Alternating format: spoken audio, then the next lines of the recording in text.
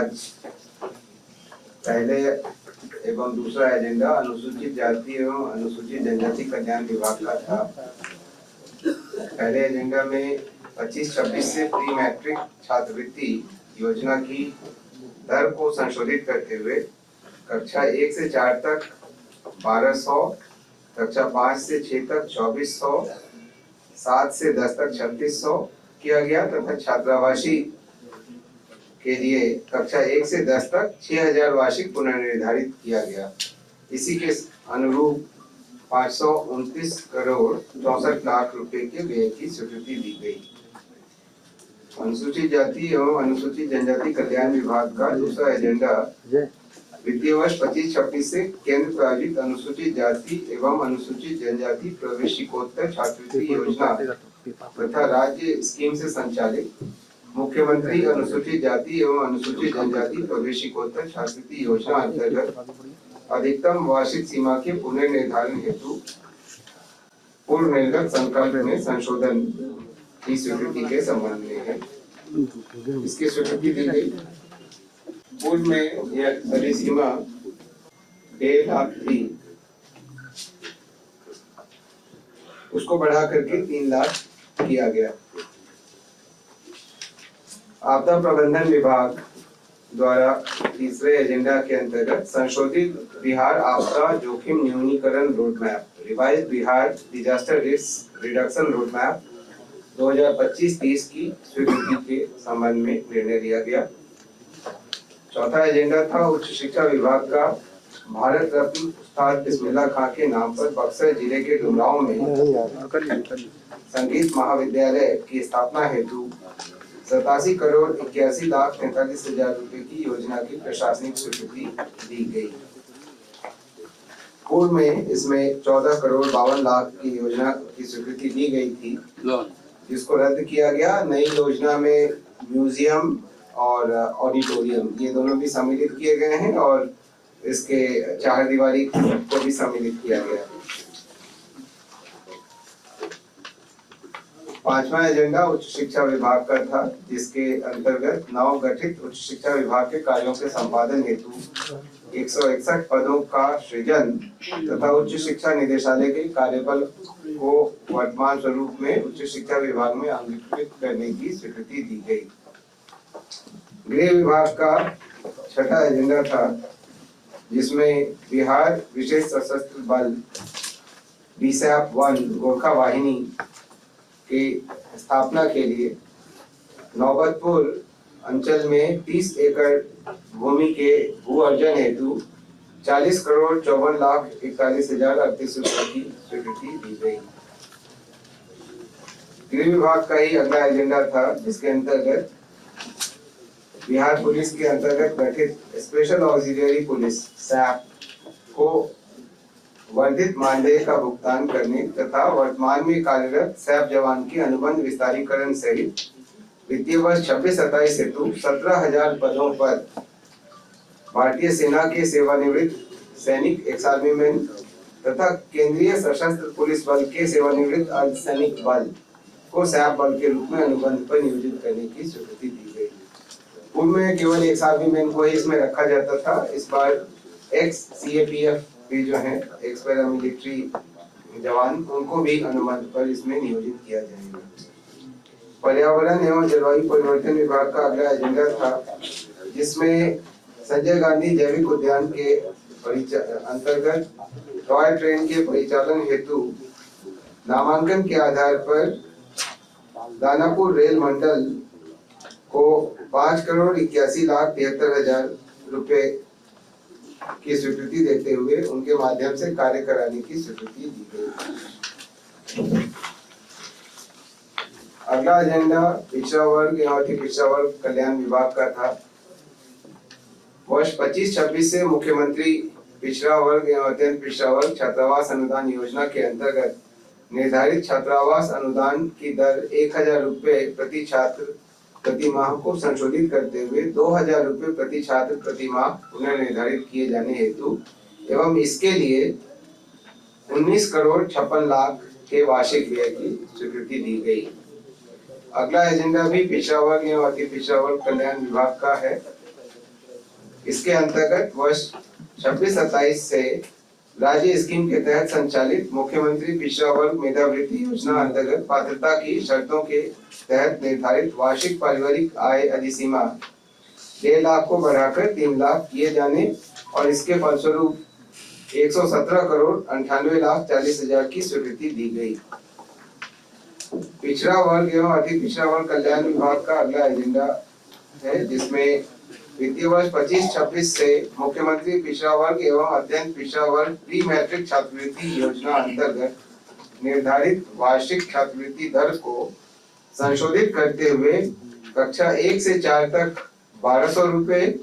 वार्षिक, कक्षा 5 से 6 तक 2400 रुपए वार्षिक, कक्षा 7 से 10 तक 3600 रुपए वार्षिक, कक्षा 1 से 10 तक छात्रावासी को 6,000 रुपए वार्षिक पुनर्निर्धारित किए जाने हेतु एवं इसके फलस्वरूप 1751 करोड़ 56 लाख रुपए के वार्षिक व्यय की स्वीकृति दी गई। सहकारिता विभाग का अगला एजेंडा था, जिसके अंतर्गत राष्ट्रीय स्तर के सहकारी संस्थान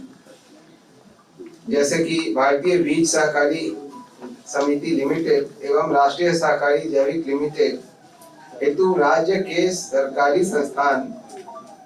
क्रमशः बिहार राज्य बीज निगम तथा Bihar state seed and organic certification agency को राज्य स्तरीय नोडल एजेंसी नामित किए जाने की स्वीकृति दी गई। अगला एजेंडा समाज कल्याण विभाग का था, जिसके अंतर्गत बिहार दिव्यांगजन सशक्तिकरण सेवा भर्ती एवं सेवा शर्तें नियमावली 2026 पर स्वीकृति दी गई। शिक्षा विभाग का अगला एजेंडा था, जिसके अंतर्गत पीएम श्री योजना के तहत राज्य के लिए चयनित कुल 47 प्रारंभिक सरकारी विद्यालयों हेतु 25-26 के लिए उपबंधित राशि 40 करोड़ रुपए की प्रशासनिक स्वीकृति दी गई। सामान्य प्रशासन विभाग द्वारा बिहार उच्च न्याय सेवा संशोधन नियमावली 2026 की स्वीकृति अगले एजेंडा के तहत प्राप्त की गई। सामान्य प्रशासन विभाग का ही अगला एजेंडा था, जिसके अंतर्गत बिहार असैनिक सेवा न्याय शाखा भर्ती संशोधन नियमावली 2026 की स्वीकृति दी गई। अगला एजेंडा भी सामान्य प्रशासन विभाग का है, जिसके अंतर्गत Bihar judicial officers conduct rules first amendment 2026 की स्वीकृति दी गई। सूचना प्रौद्योगिकी विभाग का अगला एजेंडा है, जिसके अंतर्गत बिहार वैश्विक क्षमता केंद्र जीसीसी 2026 की स्वीकृति दी गई। स्वास्थ्य विभाग का अगला एजेंडा था, जिसके अंतर्गत राज्य के निर्माणाधीन मेडिकल कॉलेज एवं अस्पताल के निर्माण कार्य में लंबित विपत्रों के भुगतान हेतु 500 करोड़ रुपए की राशि बिहार आकस्मिकता निधि से अग्रिम लेने की स्वीकृति दी गई। उद्योग विभाग का अगला एजेंडा था, जिसके अंतर्गत बिहार राज्य में औद्योगिक विकास को बढ़ावा देने के लिए बिहार औद्योगिक प्रोत्साहन नीति 2016 के अनुरूप उद्यमियों को उनके लंबित दावों का भुगतान करने के लिए वित्तीय वर्ष 25-26 में कुल 1700 करोड़ रुपए का अतिरिक्त उपबंध बिहार आकस्मिकता निधि से प्राप्त करने की स्वीकृति दी गई। अगला एजेंडा मंत्रिमंडल सचिवालय विभाग का है। इसके अंतर्गत बिहार निवास नई दिल्ली के पुनर्विकास के क्रम में भूमि एवं विकास मंत्रालय, आवासन एवं शहरी कार्य मंत्रालय भारत सरकार द्वारा अधिरोपित अधिभार के राशि के भुगतान के लिए 6 करोड़ 1,48,000 रुपए बिहार आकस्मिकता निधि से अग्रिम की स्वीकृति दी गई। गृह विभाग का अगला एजेंडा था, जिसके अंतर्गत श्री रंजीत शंकर प्रसाद सेवानिवृत्त जिला अभियोजन पदाधिकारी नया बदनाम मुख्य अभियोजक की संविदा अवधि को पूर्व की शर्तों पर 1 वर्ष तक विस्तारित करने की स्वीकृति दी गई। राजस्व एवं भूमि सुधार विभाग का अगला एजेंडा था, जिसके अंतर्गत बिहार राजस्व सेवा नियमावली 2010 में प्रयुक्त बदनाम भूमि सुधार उपसमाहर्ता एवं समकक्ष को अनुमंडल राजस्व पदाधिकारी एवं समकक्ष के रूप में प्रतिस्थापित करने तथा अनुमंडल राजस्व पदाधिकारी